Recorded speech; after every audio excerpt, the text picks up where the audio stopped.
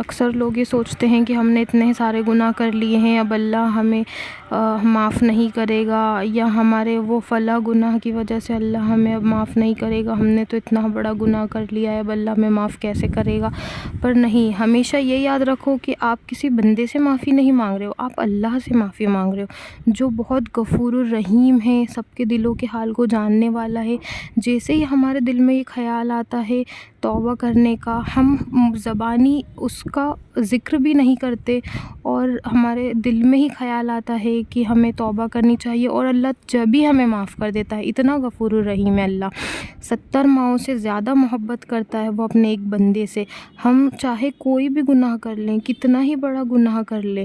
ہمیں اس کا ریئلائزیشن ہو، ہمیں اس کی معافی مانگنا چاہیے اللہ سے، اور یہ امید رکھنا چاہیے کہ ہم نے معافی مانگی اور اللہ نے ہمیں اس چیز کے لیے معاف کر دیا۔ اللہ کے نزدیک سب سے پسندیدہ شخص ہی وہ ہے جو گناہ کرنے کے بعد اللہ سے معافی مانگے اور یہ یقین کرے کہ اللہ نے مجھے اس چیز کے لیے معاف کر دیا ہے۔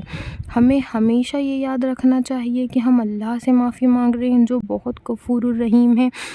ہم انسان سے معافی مانگیں گے وہ ہمیں معاف کر دے گا، پر وہ 10 باری اس کا ذکر کرے گا کہ تو نے ایسا گناہ کرا تھا، تو نے وہ گناہ کرا تھا، پر اللہ کے نزدیک آپ معافی مانگنے کے بعد ایسے ہو جاتے ہو جیسے آپ نے وہ گناہ کرا ہی نہیں ہے۔ ہمیشہ اللہ کی ذات سے ہی امید رکھنا چاہیے کہ اس نے مجھے معاف کر دیا ہے۔ جیسے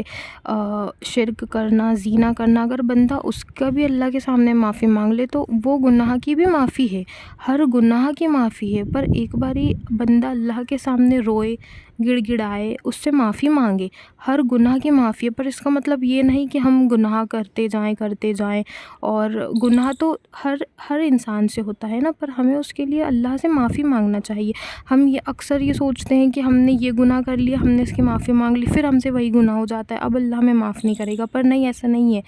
جتنی بار گناہ ہو اتنی بار معافی مانگو، وہی گناہ اگر ریپیٹ ہو رہا ہے تو اللہ سے پھر معافی مانگو۔ اللہ بے شک معاف کرنے والا ہے، بہت غفور الرحیم ہے۔